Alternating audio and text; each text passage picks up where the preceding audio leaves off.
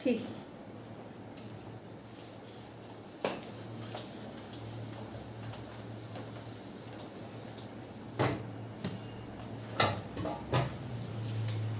कीरत, अंकित, ईशान, मोहित, प्रियांशी।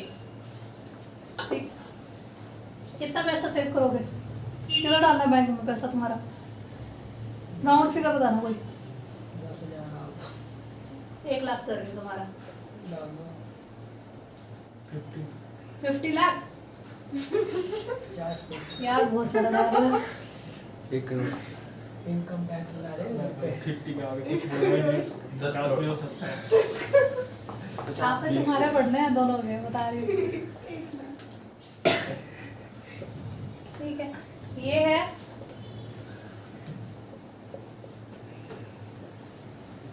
क्या है ये? बैंक मैं मेरा 10,000 कर दूँ। तुम्हारा भी 1 CR कर देते हैं। ठीक है, 2 करोड़ 50 लाख, 2 करोड़ 52 लाख। मोटा मोटा मैं कह रही हूँ बैंक के पास आ गया 3 करोड़। ठीक है, मैंने 3 करोड़ कर दिया राउंड ऑफ। ठीक है, तुम सबकी सेविंग जो है बैंक के पास आ गई 3 करोड़। क्या तुम एक ही दिन सारे के सारे बैंक के पास जाके सारा पैसा वापस निकाल लोगे? ऐसा जनरली होता है। बैंक मानता है कि हो सकता है 20% पैसा ये इकट्ठे एक ही दिन पे मांगने आ जाए, तो इसका 20% हो जाएगा आपका 60 लाख। बैंक ने ये 60 लाख अपने पास रोक दिया। ठीक है, इसके अलावा बैंक के पास है 2 करोड़ 40 लाख, 2.40 करोड़। बैंक क्या कहेगा? किसी को मुझसे उधार लेना है तो बता दो। बैंक के पास आ जाएगा अंबानी या बड़ा बिजनेसमैन या कोई भी लोन, बिजनेस के लिए लोन लेने आ जाएगा। ठीक है, इन्होंने ये 2 करोड़ 40 लाख रुपए का लोन ले लिया। ठीक है, ये लोन लेके, ये पैसा लेके उधार पे इन्होंने आगे किसी बिजनेस में लगाया। इतना समझ में आया? बैंक ने कहा आपने मेरे पास जो पैसा रखा उसके बदले में आपको 4% दूंगा। ठीक है, बैंक ने पर इसको बोला कि मैं तेरे को जो लोन दे रहा हूँ उसके बदले में तेरे से 10% लूंगा। ठीक है, और इसने उस पैसे को इन्वेस्ट करके 20% के रिटर्न्स हासिल कर लिए। इस प्रोसेस में किस किसने कमाया? सबसे पहले तो ये बताओ। अंबानी ने कमाया, बैंक ने कमाया और हमने भी कमाया। सबने कमाया। इस प्रोसेस में सबने कमाया। बैंक ने, हम यहाँ से जो बीच का गैप था वो बैंक की कमाई 6%। ठीक है, यहाँ और यहाँ की जो कमाई है वो इसकी कमाई। इस सारे प्रोसेस के अंदर गवर्नमेंट को भी टैक्स गया। तुम जो कमा रहे हो उसमें से टैक्स भर रहे हो, बैंक जो कमा रहा है उसका टैक्स दे रहा है, अंबानी जो कमा रहा है वो टैक्स दे रहा है। गवर्नमेंट की भी कमाई होगी। जब गवर्नमेंट की कमाई होगी तो देश की तरक्की हो गई। देश के नागरिकों की वैसे भी तरक्की चल रही है, और टैक्स वगैरह देने से गवर्नमेंट ने बेनिफिट के लिए काम करना शुरू करा तो उनकी भी तरक्की हो गई। तो इस पूरे प्रोसेस के अंदर वही से मनी घूम रही है, इसको मनी मल्टीप्लायर कहते हैं। आप लोगों ने सुना होगा इकोनॉमिक्स में, आगे मनी मल्टीप्लायर। ये मनी मल्टीप्लायर वही होता है, वही 1 लाख रुपया, वही 1 करोड़ रुपया पूरी इकोनॉमी में घूम घूम के बहुतों को पैसा दे रहा है। ठीक है, तो अब इसके अंदर फाइनेंशियल मार्केट का काम कर रहा है बैंक एक तरह से, जो कि इन्वेस्टर्स सेवर से पैसा इन्वेस्टर्स के पास भेज रहा है। यहाँ पे सेवर्स हैं हम जैसे छोटे आम हाउस होल्ड्स जो अपनी थोड़ी थोड़ी कमाई को सेव करते हैं। ठीक है, और अंबानी जो है वो है इन्वेस्टर। वो से इन्वेस्ट करते हैं। ये बंदा हमारे पास 2.5 करोड़ मांगने आ जाएगा, हमारे पास कहाँ से होंगे 2.5 करोड़ देने के? हम उसकी शक्ल देख रहे होंगे, क्या बकवास कर दी तूने। पर हमारा पैसा ही घूम फिर के इसके पास जा रहा है। इन दोनों के बीच की जो कड़ी है सेवर्स की और इन्वेस्टर्स की, उसे फाइनेंशियल मार्केट कहते हैं। 2 तरीके के फाइनेंशियल मार्केट होते हैं, एक होता है आपका बैंक और एक होता है आपका शेयर मार्केट। आज हम जो पढ़ने जा रहे हैं वो इसके बारे में पढ़ने जा रहे हैं। दोनों का फंक्शन इसी तरह से होता है, पैसा लगाता कोई है, यूज कोई करता है और कमाते सारे हैं। इतना कॉन्सेप्ट क्लियर हुआ? तो financial market is the individual, is the organisation, is the middleman who act as a link between saver and investors। ये समझ में आया? ये सारा कुछ हम इस चैप्टर में पढ़ने वाले हैं कि मार्केट भी किस तरीके की होती है, शेयर मार्केट भी आगे किस तरीके की होती है। तो ये सब हम पढ़ेंगे। इसने क्या क्या फायदा दिया वो हम पढ़ेंगे, कि बैंक ने आगे किस किस को क्या क्या फायदा दिया था, ये सब हम पढ़ेंगे। तो इसको स्टार्ट करते हैं। Concept of financial market. चलो इसको मैं बैठ के आराम से पढ़ाती हूँ।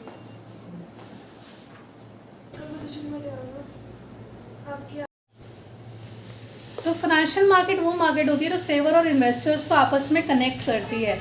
और ये जो पैसा आपका यहाँ पे लगा है, बिजनेस के अंदर लगा है, उसे एलोकेटिव फंक्शन कहते हैं। अंडरलाइन कर लेना, आपकी बुक में वर्ड होगा allocative function. Allocative function. Allocative function means it allocates or direct fund available for the investment into their most productive investment opportunity। जब ये सेव करा हुआ पैसा मोस्ट इम्पॉर्टेंट एक्टिविटी में जाता है, बिजनेस में लगता है, ठीक है, ये पैसा जो 2 करोड़ 40 लाख सिर्फ बैंक में पड़ा था, वो जब ऐसी जगह पे लगा जहाँ पे उसने 20% के रिटर्न दिए, इसको एलोकेटिव फंक्शन बोलते हैं। जब आपका पैसा, आपका सेव करा हुआ पैसा ऐसी जगह पे इन्वेस्ट होता है जो मोस्ट प्रोडक्टिव हो, उसे एलोकेटिव फंक्शन कहते हैं। 1 मार्क का पेपर में आ जाएगा, ये पेपर में आया हुआ है बहुत बार, एलोकेटिव फंक्शन। ठीक है। When the allocative function is performed, 2 consequences follows. The rate of return offered to household would be higher. जब आपका पैसा किसी और के काम आ रहा है, उसका फ़ायदा आपको ये होगा कि आपका जो रिटर्न्स हैं वो बढ़ जाते हैं, आपको रिटर्न्स अच्छे मिलते हैं। वो 2 करोड़ घर में कुछ नहीं दे रहा था, पर वो 2 करोड़ बैंक में जाती है, आपको रिटर्न्स दे रहा है। तो सबसे पहले जब आपका जो पैसा है आगे किसी और के काम आ सकता है और वो उससे पैसा बना सकता है, तो बैंक भी आपको आगे पैसा देगा। ठीक है। दूसरी चीज़, scarce resources are allocated to those firm which have the highest productivity for the economy. आपका वो पैसा आसानी से मिलने वाली चीज़ है या मुश्किल से मिलने वाली चीज़ है? मुश्किल से। ये बहुत स्केर्स रिसोर्सेज है, आसानी से नहीं मिलता।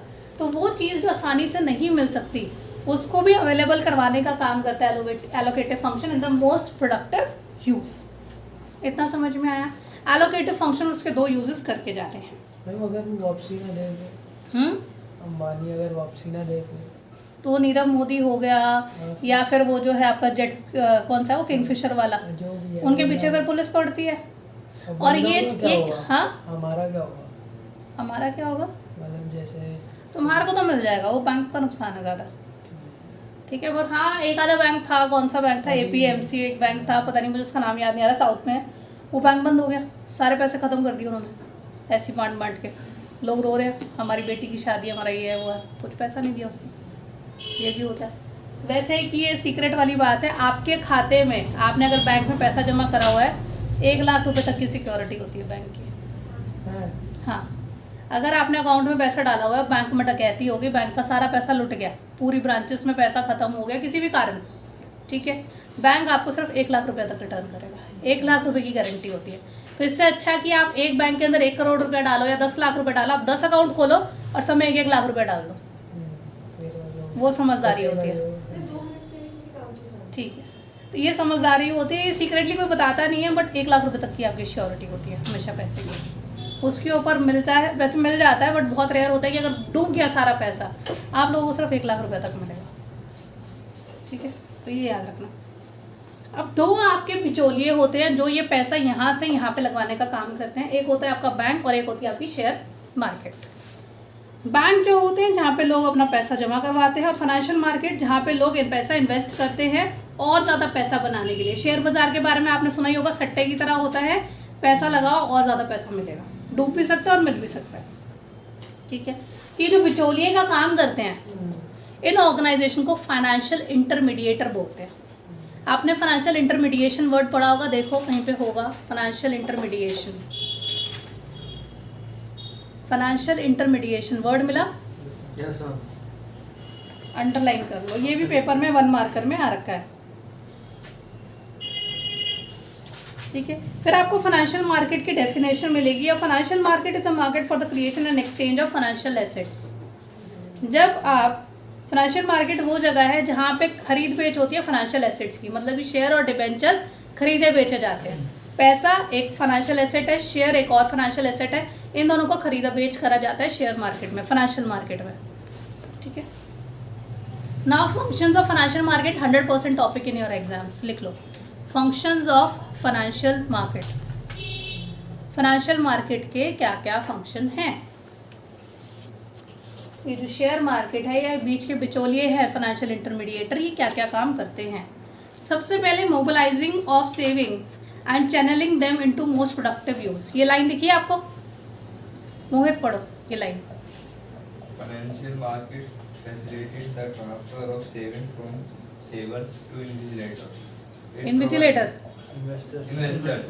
It provides the choice of different Functions of financial investment market. option to saver, which help them to invest or channelize their surplus funds into the most productive use. क्या हो गया? हो गया? हो गया? ठीक है, इस पॉइंट का मतलब है सेवर से पैसा निकाल के मोस्ट प्रोडक्टिव यूज में लगवाते हैं। चैनलाइजिंग करना, पैसे को मूव करना, मोबिलाइज करना and channelling them into most productive use. Savings को मूव करके कहाँ पे लगाते हैं? मोस्ट प्रोडक्टिव यूज में लगाते हैं। समझ में आया? सेकेंड है facilitate price discovery. Ishan, Price of anything is determined through market forces of demand and supply. In the financial market, household supply funds and business firms make demand. The interaction between them helps to establish a price for the financial asset which is being traded in that particular market. ठीक है, अगर कोई share या debenture है, ठीक है, अगर उसकी डिमांड बहुत ज़्यादा हो गई तो उसके प्राइसेस कम हो जाएंगे या ज़्यादा हो जाएंगे? ज़्यादा हो जाएंगे डिमांड। बिटकॉइन के बारे में सुना है आप लोगों ने? सुना है ना बिटकॉइन के बारे में? कितना रेट का बिक रहा है? 10-25 मैंने बेचा था, 993 में बाय किया था। ठीक है, 993 में बाय करा था। इतना सस्ता हो गया बिटकॉइन? किसी और कंपनी का होगा? 993 लाया, 9,93,000। हाँ, इतने का होगा। 10-25 का बेचा कल ही, 10-25 का बिक गया, बढ़िया। मेरे भाई का काम है। ठीक है, तो अब ये बात सुनो, बिटकॉइन जो है जब निकले थे ये 100 रुपए के निकले थे, 8-8 रुपए के निकले थे। 8 रुपए के निकले थे जब स्टार्टिंग में निकले थे, सबसे पहले कई साल पहले। ठीक है, धीरे धीरे धीरे धीरे उसकी डिमांड इतनी हो गई कि वो चीज़ आज 9 लाख 10 लाख की बिक रही है। लॉकडाउन में 4 लाख का हो गया, गिर गया था, काफ़ी गिर गया था। अब 20-25 लाख 30 लाख। अच्छा, बस सारी नॉलेज तो तुम लोगों को ही है। चार हैं? ले गए। अभी पूछ लोगे ना वो प्रोडक्टिव को कुछ बोलता है, इन्विजिलेटर बोलता है इन्वेस्टर को। ये मेरे फोन में पहला सर्च यही होता है। हाँ, अभी तुमसे स्वेलिंग पूछूंगी ना, फिर तुम बताना मुझे। ये देखो सबसे ऊपर BTC तो आई है ना, BTC आई है ना। ये सुनो मेरी बात, तो बिटकॉइन का हमने एग्जाम्पल लिया, ये भी फाइनेंशियल मार्केट का पार्ट है, शेयर मार्केट का पार्ट है, जिसके अंदर वो चीज़ जो 8 रुपए की निकली थी बिकी है 10 लाख रुपए की। क्यों बिकी होगी? उसकी डिमांड कम होगी या ज़्यादा होगी? ज़्यादा। ठीक है, तो उसकी डिमांड और सप्लाई के कारण हेतु उसकी प्राइस डिस्कवरी होती है कि वो चीज़ 8 लाख की बिकनी चाहिए या 2 रुपए की बिकनी चाहिए या 4 लाख रुपए की बिकनी चाहिए। क्यों वो चीज़ 4 लाख रुपए की हो गई होगी लॉकडाउन में? क्योंकि सब लोगों को डर बैठ गया और उसकी डिमांड उन्होंने कम कर दी होगी, क्योंकि उस वक्त एक बार सबको ऐसा लगा था कि पैसा बचा लो घर में, डिमांड मत करो इस चीज़ की। पर अब वो डिमांड का चक्कर हट गया है, अब लोग फिर से मार्केट में इन्वेस्ट कर रहे हैं, फिर से लोगों की डिमांड बढ़ गई है उसको लेके, इसलिए वो 10 लाख का बिका। तो जब आप उसकी डिमांड और सप्लाई दोनों उसके मैच करते हैं तो उसके हिसाब से उसका प्राइस आ जाता है। इस वक्त सप्लाई में बिटकॉइन कम है, डिमांड में ज़्यादा है, तो उसकी वजह से उसका प्राइस यहाँ पहुँचा हुआ है। जब उसकी सप्लाई बढ़ जाएगी और डिमांड कम हो जाएगी तो उसका प्राइस नीचे आ जाएगा। क्लियर हुआ? तो फैसिलिटेट प्राइस डिस्कवरी, तो ये जो फाइनेंशियल मार्केट होती है ये प्राइस डिस्कवर करने में, प्राइस फाइंड आउट करने में भी हेल्प करती है कि वो चीज़ आज 100 रुपये की बिकेगी या 5 लाख की बिकेगी। ये चीज़ भी डिमांड और सप्लाई डिसाइड करती है। समझ में आया? ये पेपर में आ जाएगा, facilitate price discovery, how financial market helps in facilitating price discovery, paper में आया हुआ है। टाइम है ना अभी, आगे तो नहीं ना? Then third thing providing liquidity to financial asset. Kirat पढ़ो। providing liquidity to financial asset, financial market facilitate easy purchase and sale of financial asset. In doing so, they provide liquidity to financial assets so that they can be easily converted into cash whenever required. Holders of asset can be rapidly sell their financial asset through the mechanism of financial market. तुम्हारे भाई को कितनी देर लगी उसको बेचने में? कितनी देर में उसका सामान बिक गया? सेकंड। तो वही तो करना होता है, click, just a click away. उसको भाई को वो टेंशन नहीं थी हाय कौन खरीदेगा कौन नहीं खरीदेगा, उसके भाई को बेचना था, पैसा लेना था, just a click away. China में बहुत लोग खरीदते हैं। ठीक है, तो फाइनेंशियल मार्केट सबसे पहले आपको लिक्विडिटी देता है। अगर उसको ये टेंशन होती है, वो प्रॉपर्टी में डालता है 10 लाख उसका भाई, उसको कितनी देर वेट करना होता है कि वो प्रॉपर्टी कोई खरीदे? बहुत टाइम होता है। महीना भी लग सकता था, 2 दिन भी लग सकते थे और साल भर भी लग सकता था, ठीक है। बट उसके भाई के पास फाइनेंशियल मार्केट का एक वो था, चीज़ थी शेयर मार्केट में लगने वाली, उसको सिर्फ एक क्लिक करना पड़ा और वो चीज़ बिक गई। तो ये सबसे तीसरी खास बात होती है फाइनेंशियल मार्केट की, जस्ट आपके क्लिक से आपकी वो जो चीज़ है, एसेट है, वो लिक्विडिफाई हो जाता है, फटाफट आपको कैश मिल जाता है। वो आपको डिसाइड करना है फ़ायदे में लेना है या नुकसान में लेना है, पर आपको चीज़ मिल जाएगी, कैश मिल जाएगा। समझ में? 4th, reducing the cost of transaction. अगर प्रॉपर्टी खरीद रहे हैं, कितने का पेपर वर्क हो जाएगा? रजिस्ट्री करा कर उन्हें 2 लाख, 3 लाख, 5 लाख, जो कि सिर्फ रजिस्ट्री है, जो बीच में सिर्फ गवर्नमेंट का काम है, वो 5 लाख लेके बैठ जाएंगे। यहाँ पे तुमने सरकार को कितना दिया होगा? 0 या फिर ट्रांजेक्शन कॉस्ट 0.25 या 0.1% लगती है, ठीक है। तो ये चीज़ आपको ध्यान में देनी है कि आपको जो कॉस्ट ऑफ ट्रांजेक्शन है वो बहुत सस्ता हो गया। तो ये चौथा फ़ायदा है फाइनेंशियल मार्केट का। पेपर वर्क कुछ नहीं है, सब कुछ इंटरनेट पे। इंटरनेट की क्या कॉस्टिंग पड़ जाती होगी? वहीं पे आप कागज़ पत्रे बनवाओ, धक्के खाओ, आपका टाइम और मनी सब लगता है, संभाल के भी रखो। ये सब समझ में आया? ये चारों फ़ायदे समझ में आए? ठीक है, ये इम्पोर्टेंट है, 100% आपको एग्जाम में करना है। नेक्स्ट होता है आपका टाइप्स ऑफ फाइनेंशियल मार्केट। आपकी 2 तरीके की फाइनेंशियल मार्केट होती हैं, एक आपकी होती है मनी मार्केट और एक होती है कैपिटल मार्केट। अगर मैं पैसा 1 साल से कम के लिए लगा रही हूँ बिजनेस में, मार्केट में, सॉरी शेयर मार्केट में, या आपका जो फाइनेंशियल मार्केट है उसे मनी मार्केट कहते हैं। अगर मैं साल भर से ऊपर के लिए लगा रही हूँ उसे कैपिटल मार्केट कहते हैं। तो जनरली जो शेयर बाजार आता है वो कैपिटल मार्केट का पार्ट होता है। और जब आप 1 साल से कम का करवा रहे हो, ट्रेजरी बिल ले लिया, ठीक है, बिल ऑफ एक्सचेंज, आप लोगों ने नाम सुना होगा bill of exchange 11th class में, वो सब आपका मनी मार्केट का पार्ट होता है। तो 3 महीने, 6 महीने, ठीक है, 1 साल से 1 दिन कम, उस हफ्ते, इस तरीके का पैसे का मूवमेंट है तो वो मनी मार्केट में जाएगा, ठीक है। और अगर आपका पैसा साल भर से ज़्यादा के लिए लग रहा है तो वो कैपिटल मार्केट में जाएगा। इतना समझ में आया? अब हम मनी मार्केट पे आते हैं। सबसे पहले आप लोगों की बुक में क्या मनी मार्केट का डिफरेंस दे रखा है? Money market and capital market तुम्हारे में है? तुम्हारे में भी होगा, आ गया। दिया हुआ है, ठीक है। इसके अंदर सबसे पहले पढ़ना एक्सपेक्टेड रिटर्न, गिवन है, ठीक है। अंकित एक्सपेक्टेड रिटर्न पढ़ो। Capital market, expected return of capital market. The expected return is higher there. The average chances of earning capital gain along with regular dividend or interest. ठीक है, मुझे एक बात बताओ, अगर मैं 1 साल से कम के लिए पैसा लगा रही हूँ और 1 साल से ज़्यादा के लिए पैसा लगा रही हूँ, किस में मेरे को रिटर्न ज़्यादा मिलने चाहिए कायदे से? जिसमें मैं ज़्यादा समय के लिए पैसा घुसा रही हूँ उसमें मुझे ज़्यादा रिटर्न मिलने चाहिए, और जिसमें कम टाइम के लिए पैसा लगा रही हूँ उसमें कम रिटर्न। इसमें भी वही चलता है। मनी मार्केट थोड़े टाइम की होती है इसलिए थोड़ा रिटर्न देती है, कैपिटल मार्केट लंबे टाइम की होती है, लंबा रिटर्न देती है। क्लियर? सेकेंड है सेफ्टी। मैं थोड़े टाइम के लिए पैसा डालूँ तो ज़्यादा सेफ है या ज़्यादा टाइम के लिए पैसा डालूँ तो ज़्यादा सेफ है? थोड़े टाइम के लिए तो ज़्यादा सेफ कौन सा हो गया? मनी सेव उसमें नहीं होता। कैपिटल शेयर बाजार में पैसा डूब भी तो सकता है, कम भी तो हो सकता है, ठीक है। सट्टा में कम हो सकता है कि नहीं हो सकता? तो फिर मनी मार्केट सेफ होता है। लिक्विडिटी, एक आपको 3 महीने के अंदर अंदर पैसा रिटर्न कर रहा है या 6 महीने में रिटर्न कर रहा है, और एक आपको साल भर के बाद रिटर्न करेगा, तो ज़्यादा लिक्विड कौन सा हुआ?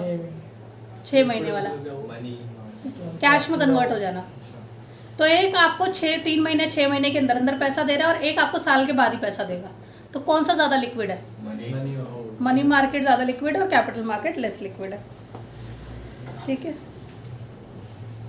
मैच्योरिटी पीरियड किसका ज़्यादा लंबा और किसका छोटा है? कैपिटल का ज़्यादा है, मनी का कम। समझ में आया? ठीक है। अब ये बात याद रखना, मनी मार्केट भले 3 महीने की, 6 महीने की, 7 महीने की, 8 महीने की मार्केट हो, छोटे टाइम की मार्केट हो, पर उसमें जो आप नंबर ऑफ़ यूनिट्स लेते हो, ठीक है, उनकी कॉस्ट ज़्यादा होती है, ठीक है। चाहे किसान विकास पत्र ले लिया आपने, ट्रेजरी बिल ले लिया, ठीक है, कमर्शियल बिल ले लिया, इस तरह के आप इंस्ट्रूमेंट्स के बारे में पढ़ोगे, अभी इंस्ट्रूमेंट्स आएंगे, मैं डिटेल में समझाऊंगी। वो एक एक इंस्ट्रूमेंट 25,000 रुपये का होता है, ठीक है। वहीं पे जो कैपिटल मार्केट है, शेयर बाज़ार है, उसके अंदर आप 10 रुपये के साथ भी इन्वेस्टमेंट शुरू कर सकते हो। एक शेयर हो सकता है मिनिमम से मिनिमम कॉस्ट 10 रुपये में मिल जाता है। सारे शेयर्स नहीं मिलते, बट 10 रुपये से भी आपको शेयर मिलने शुरू हो जाते हैं किसी किसी कंपनी के, ठीक है।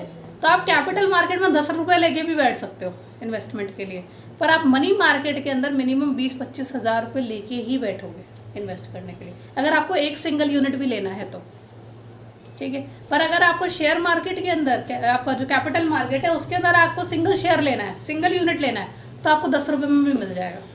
पर मनी मार्केट के अंदर अगर सिंगल यूनिट लेना है तो 25 हज़ार से कम में नहीं मिलेगा कुछ। तो भले ही मनी मार्केट में आप थोड़े टाइम के लिए पैसा लगाते हो, पर यूनिट की जो कॉस्टिंग है वो ज़्यादा है पर यूनिट की। ये बात समझ में आई?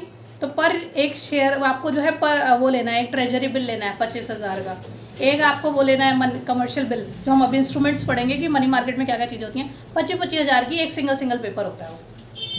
वहीं पे शेयर बाजार के अंदर सिंगल आपको 10 रुपये में मिल जाता है। तो इन्वेस्टमेंट आउटले इसको बोलते हैं, जब आप सिंगल यूनिट की बात कर रहे हो तो उसे इन्वेस्टमेंट आउटले बोलते हैं। कैपिटल मार्केट का इन्वेस्टमेंट आउटले कम से शुरू हो जाता है और मनी मार्केट का इन्वेस्टमेंट आउटले ज़्यादा से शुरू होता है, बहुत फ़र्क होता है। क्लियर हुआ? फिर मनी मार्केट के इंस्ट्रूमेंट प्रियांशी आप पढ़ो। फर्स्ट कॉल मनी नहीं पूरा एक्सप्लेन मत करो, सिर्फ वो डिफरेंस में नाम लिखे होंगे, कॉल मनी, ट्रेजरी बिल।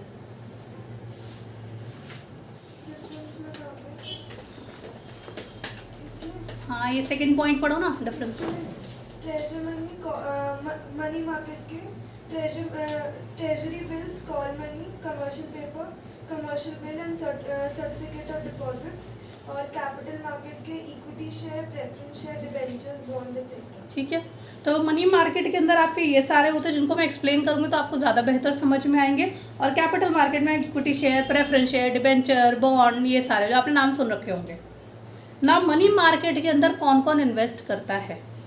ठीक है, ईशान पढ़ो, मनी मार्केट में कौन कौन इन्वेस्ट करता है? The participants are institutional participants such as RBI banks, financial institutions, and finance companies. Although individual investors are permitted to transact in the secondary money market, but they normally do not transact. ठीक है, तो money market के अंदर RBI भी पैसा involve करता है। Commercial bank हो गया आपका PNB, ठीक है, SBI, ये वाले भी होते हैं।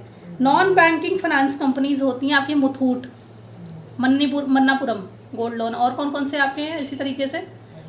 समझ में आ गया ना? मन्नापुरम ये गोल्ड लगवाते हैं और पैसा दे देते हैं, सुना है ना?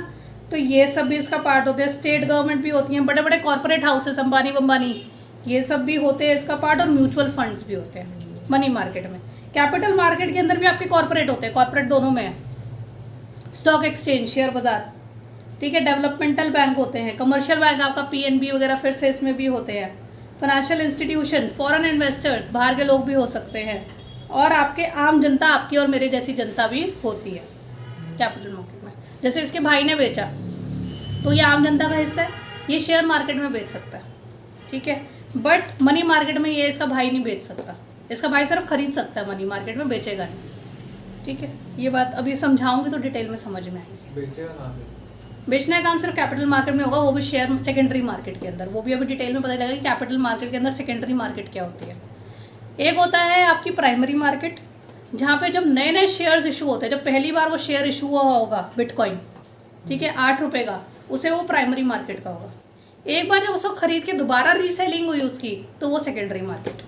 तो जो फर्स्ट हैंड होता है और सेकेंड हैंड होती है ना बात, उसी को आप प्राइमरी और सेकेंडरी कहते हो, ठीक है। तो इसका ब्रदर जो वो सेकेंडरी मार्केट का हिस्सा है, तो जो कंपनी ने लॉन्च करा होगा वो प्राइमरी मार्केट होगा, ठीक है। जब कंपनी ने लॉन्च करा और वो 8 रुपये का बिका होगा, वो 8 रुपया किसके पास गया होगा?